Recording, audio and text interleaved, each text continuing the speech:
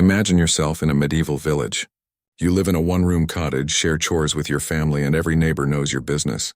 Now imagine you've just realized you're pregnant, but you are not married. Today, people might whisper, they might judge. But in the Middle Ages, this wasn't just shameful. It could destroy your entire life. Because what happened to unwed pregnant women in the medieval world was far darker and more complex than most people realize. In the medieval world, marriage wasn't just about love. It was about contracts, inheritance, and survival. A woman without a husband was considered vulnerable, dishonorable, and even dangerous to the social order.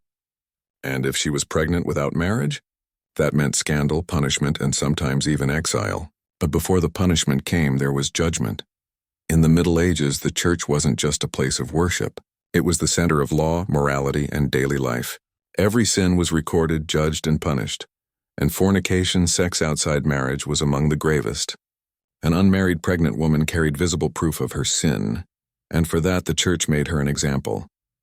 From public confessions to humiliating rituals, the goal was not just punishment, it was spectacle. Life in a medieval village was already harsh. Endless chores, hunger, and little control over your future. But for an unmarried pregnant woman, every step was heavier. Whispers spread fast in small communities. Whose child is it? Was it even consensual? A servant might be thrown out of her master's house. A peasant girl could be cast out by her own family. And without family or work, survival was uncertain. Some tried to hide their condition under loose clothes. Some fled to towns hoping to disappear. But secrets never stayed hidden for long. And when the truth emerged, fear turned into punishment. When whispers turned into accusations, the church and local courts stepped in. In England, women were fined for lairwhite, a sex tax on unmarried mothers. Fathers might pay child white, but men often escaped with money while women faced shame. In Scandinavia, there was kirkeplikt, standing barefoot before your congregation, confessing sin while neighbors watched in silence. Records tell us of Alice de Redford in 1389, forced to stand barefoot in St. Michael's Church, wearing only her shift, holding a candle, confessing her sin before the entire parish. Across Europe, humiliation was ritualized. Women paraded through streets, mocked, or left outside church doors. These punishments weren't just about justice. They were theater, a warning to everyone else. But even if a woman avoided courts and shame, the greatest trial still awaited: childbirth itself. In the Middle Ages, every birth was dangerous. Without antiseptics, trained doctors, or modern knowledge, women risked infection, hemorrhage, or death. For an unwed mother, the danger was even worse. She might be denied a midwife's help. Some gave birth in secret, alone in dark cottages, their cries swallowed by the night. Infant mortality was staggering. Some say 1 in 3 babies died before their first birthday. For illegitimate children, survival was harder. They might be refused baptism, left unprotected in the eyes of both the church and the community. Behind the gossip and punishments lay the quiet tragedies. Women dying in childbirth, babies born into shame, families broken before they began.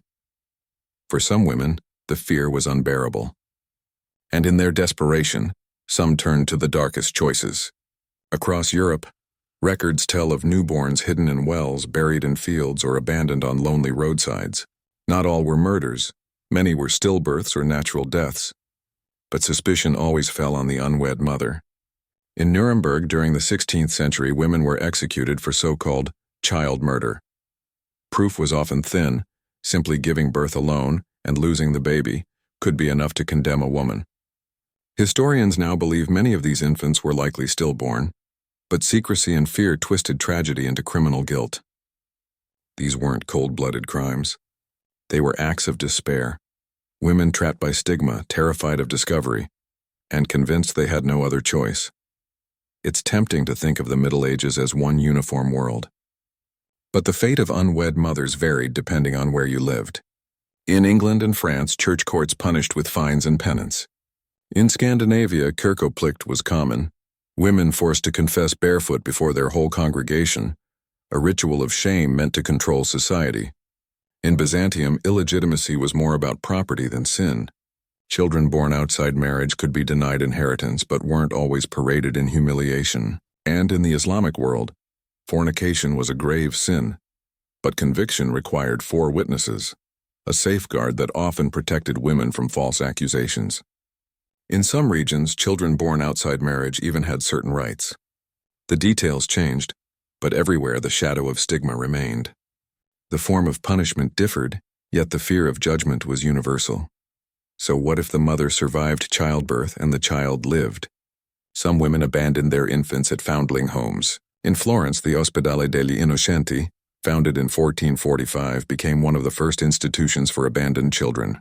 A mother could place her baby into a wooden foundling wheel, a revolving box that let her leave the child anonymously. Records show thousands of infants were placed here. Many died young, but for others, this was their only chance at survival. These spinning wheels of mercy were born of both desperation and compassion. Others tried to raise their children alone, but stigma followed. The child might be barred from inheriting property. The mother might be excluded from marriage. Survival was possible but rarely free of judgment. Step back and a pattern emerges: power and hypocrisy. Men could often escape with fines. Women faced lifelong shame, ruined reputations, or even death. This system wasn't only about morality, it was about control. Communities turned women's suffering into a spectacle, a warning to others. And while the harshest punishments eased as Europe moved into the Renaissance, stigma and struggle for unwed mothers never vanished. In fact, echoes of these attitudes shaped laws and customs well into the modern era. The story of unwed mothers in the Middle Ages isn't only about private tragedy. It's about how entire societies used judgment and humiliation to maintain order, and how women paid the heaviest price. The life of an unwed mother in the Middle Ages was harsh, dangerous, and lonely. It reveals not just the cruelty of a time long past, but also how societies create rules to shame and control. We look back now and see the injustice, yet echoes remain in the way women are judged even today. History is not just about kings and wars, it is about the forgotten voices, the silenced stories. If you found this story eye-opening, subscribe for more untold histories of the people the world tried to erase.